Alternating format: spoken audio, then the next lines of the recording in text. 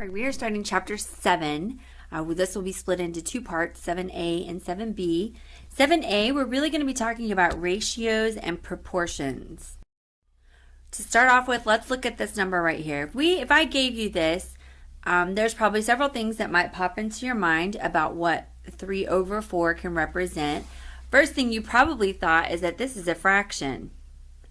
We would say that as a fraction, it's a part of a whole. So that if we had a pizza and we cut it into 4 parts, this would be 1/4, 2/4, and 3/4 of the pizza. And that would be accurate. There's other ways we can describe this as well. You might also think of it as a division problem. So if you did that, then you would have 3 divided by 4, which is 0.75.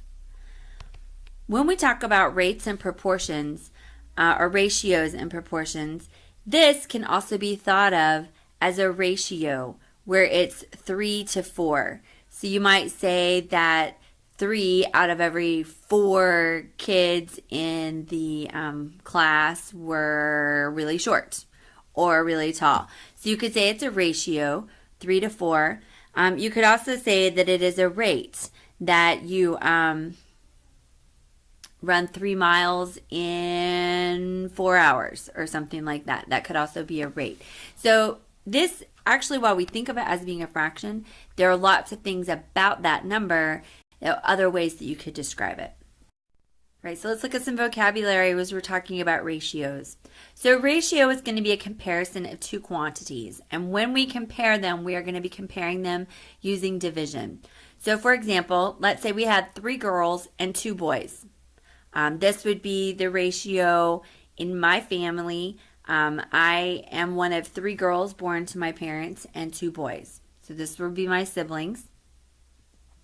So we could write this as a 3 to 2, 3 girls to 2 boys. So you can write it like this. This is a ratio with you have a colon in between.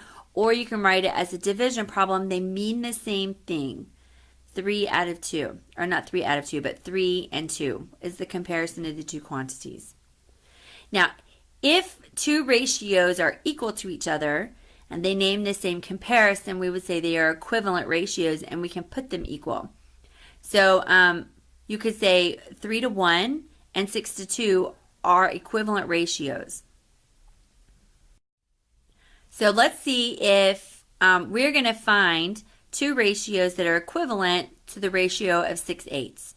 Okay, so you can either find a ratio that is bigger or a ratio that is smaller. So if you're wanting to go bigger, we're going to multiply. And if you want to go smaller, you'll divide. All right, so what does this look like to you? If we're going to multiply and divide, what are we doing to this type of number right here to go bigger or smaller and find an equivalent, maybe fraction? So if you'll recall, if we had 2/3 and we were wanting an equivalent fraction, we could multiply the top by 2 and multiply the bottom by 2 and get 4/6, and they're equivalent fractions. Ratios are going to work the same way because they're really just another way of looking at a number that would also be called a fraction. So let's find a ratio that is equivalent, that is bigger than 6/8. You can take any factor of it that you want. Let's say we're going to take by 3. We increase their ratio by 3. We would say 18/24 would be an equivalent factor. Let's also go smaller. What's a number that we can divide both of them by? We could divide them both by 2. So we could divide by 2 and divide by 2. That would give us 3/4. That would be an equivalent ratio. Now, if you have 2 ratios that are equivalent, you can put them equal to each other, just like we did. So you could say 3/4 is equal to 6/8. If you label it like that, that is a proportion. So I'm going to give you 2 ratios, and I want you to tell me if they are proportional, which means they are equal to one another. Right, so let's say 7 over 21 and 2 over 6. Let's see if they are proportional. So here's how you find out if they're proportional. We're going to put our 7 over our 21. Let's set it equal to our 2 over 6. Now, there's a little thing called a cross product. So I'm going to take the numbers that are diagonal from each other and I'm going to multiply them. I'm going to do 21 times 2. That is equal to 42. And then I'm going to take these cross ones right here and say 7 times 6 is 42. Is 42 equal to 42? Yes, it is. So then they are proportional. The other way you can check to see if two ratios are proportioned to one another, if they're bigger like this, so like off the top of my head, I don't know what 16 and 12, what you would multiply those and equal to. The easier way to do it would be to reduce both fractions and see if you come up with an equivalent fraction. Okay, so let's take our 9/12. I'm going to divide each of them by 3. 9 divided by 3 is 3.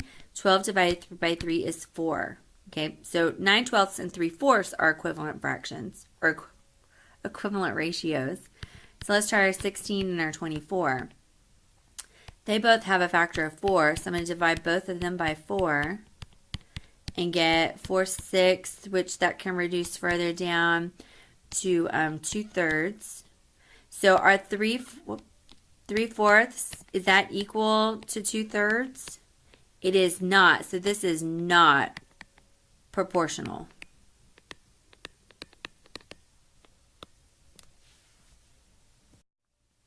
Click on the link and work on the homework, and we'll do some more practice in class.